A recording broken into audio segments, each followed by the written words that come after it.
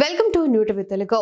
ప్రజా ప్రభుత్వం ఏర్పడి రెండేళ్లు పూర్తి కావస్తుందని తెలంగాణ ముఖ్యమంత్రి రేవంత్ రెడ్డి వ్యాఖ్యానించారు. రెండేళ్ల విజయోత్సవ సభ మొదట మత్కల్లో జరుపుకోవడం సంతోషకరమని పేర్కొన్నారు. మత్కల్ నియోజకవర్గంలో సీఎం రేవంత్ రెడ్డి పర్యటించారు. వివిధ అభివృద్ధి పనులకు శంకుస్థాపన చేశారు. అనంతరం ప్రసంగించారు సీఎం రేవంత్ రెడ్డి. ఉమ్మడి రాష్ట్రంలో ప్రత్యేక తెలంగాణ సిద్ధించిన తర్వాత కూడా ఉమ్మడి మహబూబ్ నగర్ జిల్లా నిర్లక్ష్యానికి గురైందని ఆవేదన వ్యక్తం చేశారు. కేసీఆర్ హయాంలో ఉమ్మడి మహబూబ్ నగర్ జిల్లాను పట్టించుకోలేదని తీవ్ర ఆగ్రహం వ్యక్తం చేశారు. ఇవాళ సీతక్క చైర్పర్సన్ అయినా, జూపల్లి గారి మంత్రి అయినా, శ్రీహరి మంత్రి అయినా, నేను ముఖ్యమంత్రి అయినా మీరు అండగా ఉండబట్టే ఇవాళ ఈ జిల్లాకి ఇన్ని పదవులు వచ్చినాయి. ఇవాళ మీరందరూ ఆశీర్వదించబట్టే మన ఆత్మ గౌరవంతో పాలమూరు జిల్లా తలెత్తుకొని నిలబడే పరిస్థితి రాష్ట్రంలో వచ్చింది.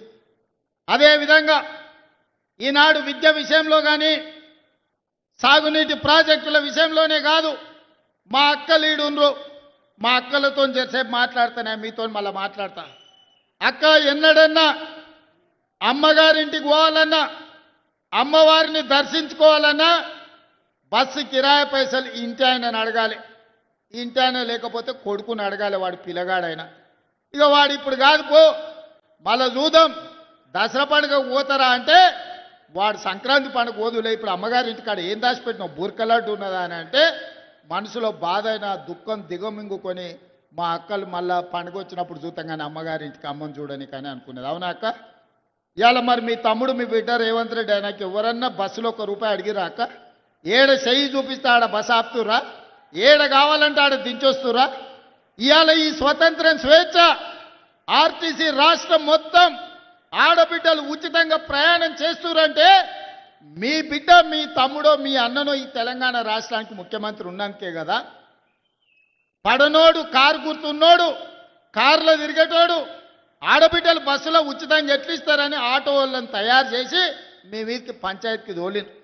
ఏందే వాళ్ళు చెప్పేదంటే ఆడబిడ్డలకు బస్సులో ఉచిత ప్రయాణం ఉంటే ఆటో ఎక్కలేరు, ఆడబిడ్డలు అంతో ఇంతో రూపాయి కూడబెడితే వాళ్ళ పిల్లల చదువులకు వస్తాయి కాబట్టి అవి గుంజుకుంటే చదువు రాకుండా పిల్లలు తిరుగుతారని మిమ్మల్ని దెబ్బతీయనికి ఆటో వాళ్ళని నా మీదకి పంచాయతీకి తోలేరు. నేను చెప్పిన ఆ కారు గుర్తోని చెప్పినా, వచ్చినోని చెప్పినా, ఒరే నన్ను అంటే అన్నారు, తిట్టే తిట్టారు కానీ మా అక్కల దగ్గరకు పోయారంటే పొరకట్ట తీసుకొని, చీపురు కట్ట తీసుకొని సింగారిస్తారు మిమ్మల్ని. సాయంత్రం పూట దొరుకుతారంటే సలాకి కాసి వాత పెడతారు.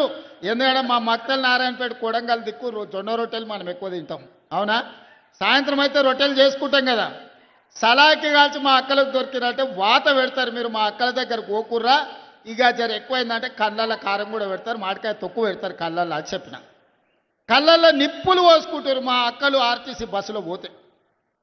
ఆ ఎల్లా రేషన్ షాపుకి పోయి బియ్యం తెచ్చుకుంటే పశువుల దానాలకు ఇచ్చేది, లేకపోతే ఆడ తెచ్చుకొని ₹11 అమ్ముకునేది. ఎన్నడన్నా బుక్కెడు బువ్వ, దొడ్డు బియ్యం ఎన్నడన్నా వండుకొని తిన్నామా అక్క? మనము ఎన్నడన్నా చూసినామా?